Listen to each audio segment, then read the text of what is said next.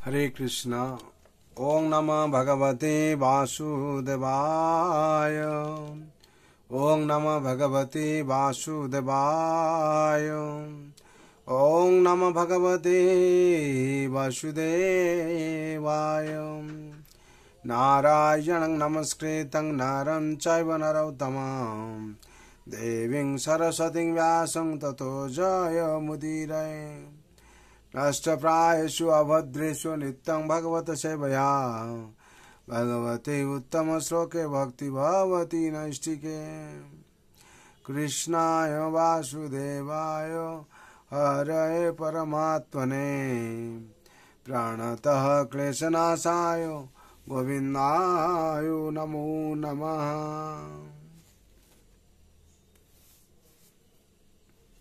हरे कृष्ण। आज श्रीमद् भागवतम स्कंद 10 अध्याय 1 श्लोक संख्या 23। वासुदेव गृहे साक्षात् भगवान पुरुष परम जनिष्यते तत्प्रियार्थं संभवस्तु सुर स्त्रियां। वासुदेव गृहे श्री कृष्ण पिता वासुदेवर गृहे साक्षात स्वयं भगवान पूर्ण शक्तिमान भगवान पुरुष आदि पुरुष परम जनिष्यते आविर्भूत हवेन तत्प्रिय अर्थम एवं तार संतुष्टि विधान जन्य संभव वस्तु जन्म ग्रहण करबेन सुर स्त्रिय देवपत्नीगण। अनुवाद। सर्वशक्तिमान भगवान श्रीकृष्ण स्वयं वासुदेवेर पुत्र रूपे आविर्भूत हবেন। অতএব দেবপত্নীগণও তার প্রসন্নতা বিধানের জন্য সেখানে আবির্ভূত হন। তাৎপর্য। শ্রীমদ্ ভগবদ্গীতায় 4/9 ভগবান বলেছেন, তক্তাং দেহং পুনর্জন্ম নৈতি মামেতি। ভগবানের ভক্ত তার জড় দেহ ত্যাগ করার পর ভগবত ধামে ফিরে যান। অর্থাৎ ভক্ত প্রথমে ভগবান যে ব্রহ্মাণ্ডে তার লীলাবিলাস করছেন সেখানে যান। অসংখ্য ব্রহ্মাণ্ড রয়েছে এবং ভগবান প্রতিক্ষণ একটি ব্রহ্মাণ্ডে আবির্ভূত হচ্ছেন। তাই তার লীলাকে বলা হয় নিত্যলীলা। একজন পর এক ব্রহ্মাণ্ডে ভগবান একের পর এক ব্রহ্মাণ্ডে ভগবান নিরন্তর দেবকীর পুত্র রূপে আবির্ভূত হয়েছেন।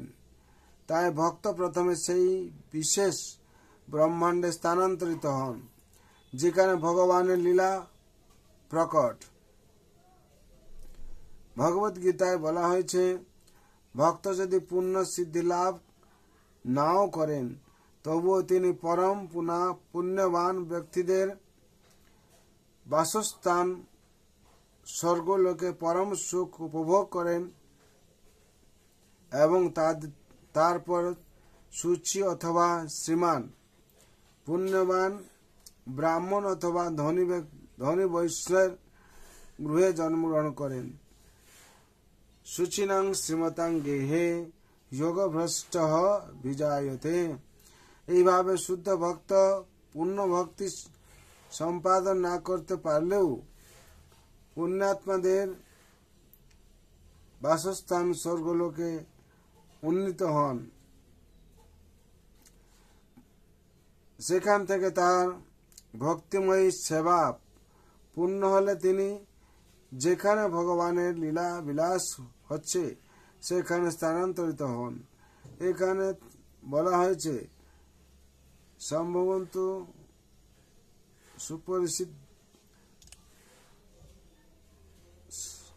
সম্ভবন্ত সুরস্ত্রীগণ দেবাঙ্গনাগণ শ্রীকৃষ্ণ লীলা সমৃদ্ধ করার উদ্দেশ্যে বৃন্দাবনে যদুবংশে আবির্ভূত হওয়ার জন্য আদিষ্ট হয়েছিলেন। এই সুরস্ত্রীগণ শ্রীকৃষ্ণর সঙ্গে বাস করে শিক্ষা লাভ করে তারপর গোলক বৃন্দাবনে উন্নীত হবেন। এই পৃথিবীতে শ্রীকৃষ্ণের লীলা বিলাসের সময় তার আনন্দ বিধানের জন্য এই সুর স্ত্রীগণ বিভিন্ন পরিবারে জন্মগ্রহণ করিবেন, যাতে নিত্য গোলক বৃন্দাবনে ফিরে যাওয়ার পূর্বে তারা পূর্ণ প্রশিক্ষণ লাভ করতে পারেন। দ্বারকাপুরী, মথুরাপুরী অথবা বৃন্দাবনে শ্রীকৃষ্ণের সঙ্গ লাভ করে তারা অবশ্যই ভগবত ধামে ফিরে যাবেন। সুরস্ত্রীদের মধ্যে বহু ভক্ত রয়েছেন, যেমন শ্রীকৃষ্ণের উপেন্দ্র অবতারের মাতা। এই উপলক্ষে এই প্রকার ভক্ত রমণীদের আহ্বান করা হয়েছিল। যেমন শ্রীকৃষ্ণের উপেন্দ্র অবতারের পবিত্র মাতা, এই উপলক্ষে এই প্রকার ভক্ত রমণীদের আহ্বান করা হয়েছিল। এখানে 23 নম্বর শ্লোক সম্পূর্ণ তাৎপর্য সম্পূর্ণ হলো। বিশেষ করে এখানে বলা হচ্ছে, যদি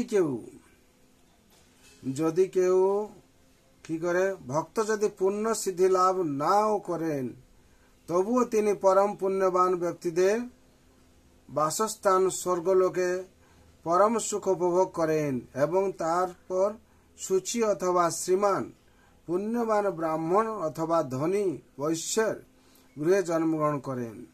সূচিনা শ্রীমতাং গেহে যোগভ্রষ্ট বিজায়তে। এইভাবে শুদ্ধ ভক্ত পূর্ণ ভক্তি সম্পাদন না করতে পারলেও পুণ্যাত্মাদের বাসস্থান স্বর্গলোকে উন্নীত হন। তাহলে এখানে বুঝতে পারছেন, আপনারা ভক্তি কোনো সময়ও কোনো রকম অবস্থায় বন্ধ করবেন না, বরং আর ভক্তি তার বেশি করে অগ্রসর হবেন। যদিও এই জীবনে আপনারা সাকসেসফুল না হন, কিন্তু আপনার জীবন কি বিফল যাবে না, ভক্তি জীবন। গীতাতে বিশেষ করে 2য় অধ্যায় 40 নম্বরে বলা হয়েছে, না বিক্রম না ষষ্ঠী প্রত্যবানা বিদ্যতে স্বল্পমপস্য ধর্মস্য ত্রায়ত মহত ভয়াত। যেরকম আপনারা ভক্তি করছেন, সামান্য কেউ একটা ভক্তি করে সে নষ্ট যায় না। তার জন্য বলা হচ্ছে, যে ভক্তি করতে করতে যার অসম্পূর্ণ হয়, সে সুচিতা শ্রীমন্তা গৃহে, আর সূচি আর ব্রাহ্মণ গৃহে না হলে কোনো বৈশ্য পরিবারে জন্মগ্রহণ করবে। সেখানে সে কি করবে না, তার ভক্তি জীবন আবার শুরু করবে।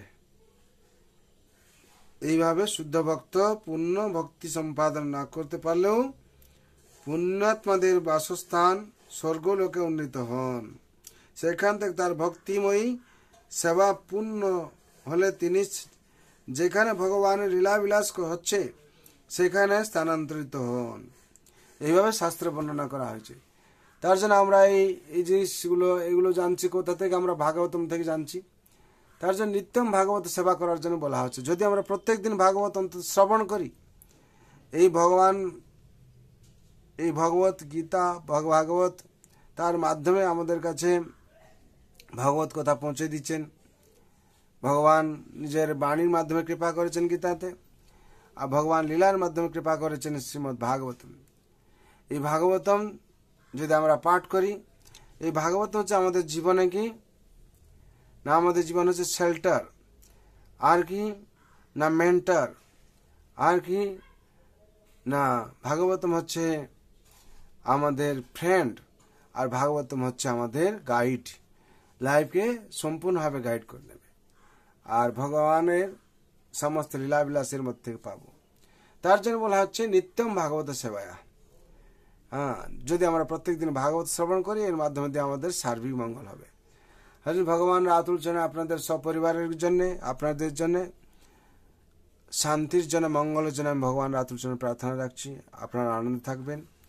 সর্বভন্তু সুখিনা সর্বে শান্ত নিরাময় সর্বে ভদ্রাণি পশ্যন্তু মা কশ্চিৎ দুঃখ ভাগ ভবেৎ।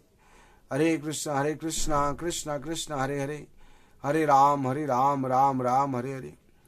जय श्रीमद् भागवत महापुराण की जय। जय जय श्रील जगत गुरु श्रील प्रभुपाद की जय। जय श्री गुरु महाराज की जय। अनंत कोटि वैष्णव भक्त वृंद की जय। उपस्थित भक्त वृंद की जय। गीताय गौर प्रेमानंदे हरि हरि बोल हरि हरि बोल हरि।